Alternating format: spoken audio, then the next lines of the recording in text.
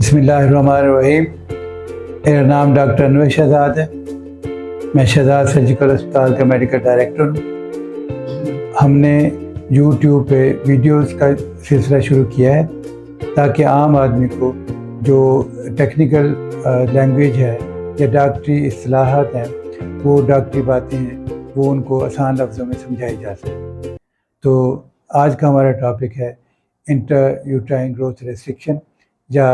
ماں کے پیٹ میں بچے کی نشو و نما میں کمی یا اس کی رفتار کی سستی۔ تو اس میں ہم یہ دیکھتے ہیں کہ یہ دو طرح سے ہوتی ہے۔ ایک ایس جی اے کہلاتی ہے، یعنی کہ اسمال فار گیسٹیشن ایج، یعنی وجہ کوئی بھی ہو تو اس میں جتنا ان کو ہونا چاہیے، جتنا بڑھنا چاہیے، اتنی نشو و نمائی نہیں ہوتی۔ دوسری ہوتی ہے ایف جی آر کہ فیٹل گروتھ ریسٹرکشن، کہ اس کو جو ہے کوئی مسئلہ ہے، جیسے کروموسومل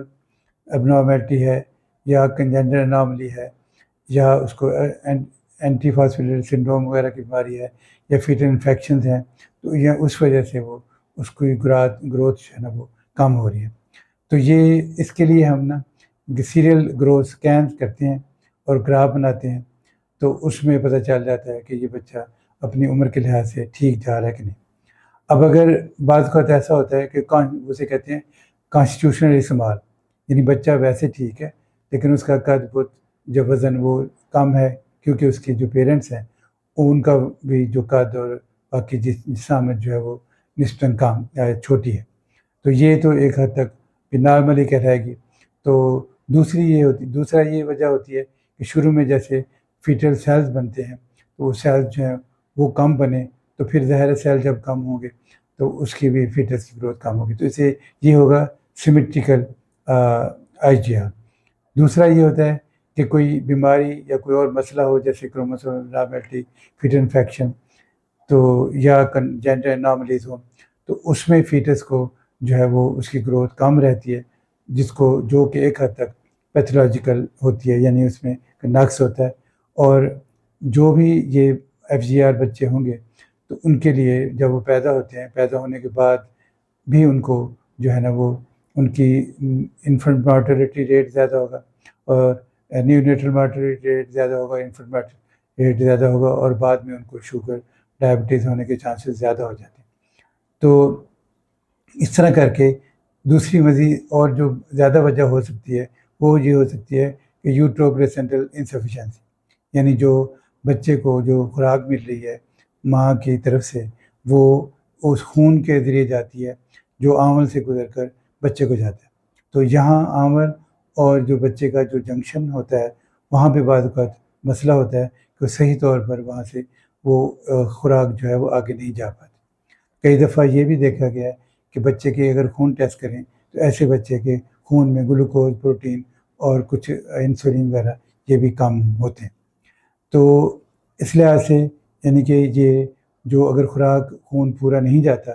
تو وہ اس کی بھی دو وجوہات ہو سکتی ہیں، جو کہ مدر کی سائڈ پہ ہو کہ امبلیکل آرٹری جو ہے اس میں کوئی مسئلہ ہو، اور جو ہے یا بچے کی سائڈ پہ جو ہے نا امبلیکل آرٹری جو اس کا کارڈ ہے اس میں ایک جو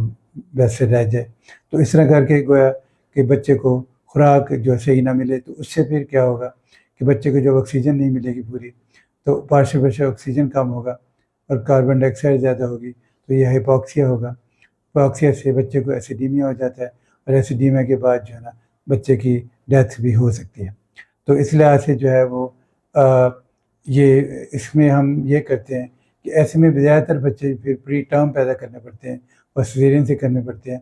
تو کوشش کرتے ہیں کہ اگر ٹرم سے بچہ پہلے ہو تو اس کی وہ جو چیز ہے، اگر بلڈ پریشر وغیرہ زیادہ ہے اس کو کنٹرول رکھیں، بیڈ ریسٹ کرائیں، جس کا یہ کہا جاتا ہے کہ بیڈ ریسٹ سے جو عمل ہے اور بچے کو خون کی سپلائی بہتر ہوگی۔ کوشش کرتے ہیں کہ ٹرم کے نزدیک چلا جائے تاکہ اس کی جو کرونولوجیکل ایج ہے وہ پوری ہو جائے، اور یوں بچہ جو ہے نا وہ بہتر پرفارم کرے۔ تو یہ جو ہوتا ہے کنڈیشنز، اس کے لیے بچے کے لیے ماں کے پیٹ میں ہاسٹائل کنڈیشن ہوتی ہے، یعنی کہ اس کے فیور میں نہیں ہوتی، وہ بڑی مشکل سے وہاں گزارا کر رہا ہوتا ہے، تنگی ہوتی ہے اس کو۔ تو اگر یہ بچہ خوش قسمتی سے ٹرم کے قریب یا ٹرم پہ پہنچ جائے اور ڈلیور ہو جائے اور اس کو اچھی نرسری کی سروس وغیرہ مل جائیں تو یہ چونکہ اس ہوسٹائل کنڈیشن سے باہر نکل آتا ہے تو پھر یہ اور اس میں کوئی اندر کوئی ایسی بیماری نہیں ہے تو پھر یہ ذرا جلدی سے گرو بھی کر لیتا ہے اور پچھلی کسر نکال دیتا ہے. لیکن اگر کوئی خدا نخواستہ کروموسومز کا مسئلہ ہے یا کنجنٹل اناملیز ہے تو یا اس طرح جو ایسا پرابلمز ہیں جو اس کو زیادہ آگے بھی متاثر کریں گی اس کے بارے میں کچھ نہیں کہہ سکتے. یہ بھی کہا جاتا ہے کہ یہ جو بچے ہوتے ہیں جن کی گروتھ ریسٹرکشن ہوتی ہے یہ بعد میں بھی ان کو بلڈ پریشر اور شوگر کی بیماری زیادہ ہونے کے چانسز ہوتے ہیں. تو اس میں یہ آئی جی آر جو ہے یہ کہا جاتا ہے دو طرح کا, ایک سیمیٹریکل ایک اے سیمیٹریکل. سیمیٹریکل میں سارے حصے جو ہیں بچے کے سارے پیٹ ٹانگ وغیرہ یہ سارے ایک چھوٹے ہوں گے, اور جو اے سیمیٹریکل ہے اس میں جو عام طور پہ وہ اس میں زیادہ ہوتا ہے جس میں بچے کو خوراک نہیں مل رہی ہوتی پراپر, تو اس کے برین اسپیرنگ ایفیکٹ سے دماغ میں جو خون وہ برقرار رہتا ہے تو یوں جو ہے وہ اس کا سر کا سائز بڑا رہتا ہے اور ایڈنل گلینڈ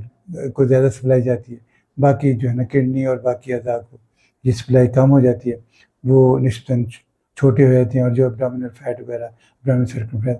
وہ بھی کم ہو جاتے ہیں. تو لہٰذا یہ معلومات آپ تک پہنچانی تھی جس کے لیے بہت شکریہ. خدا حافظ.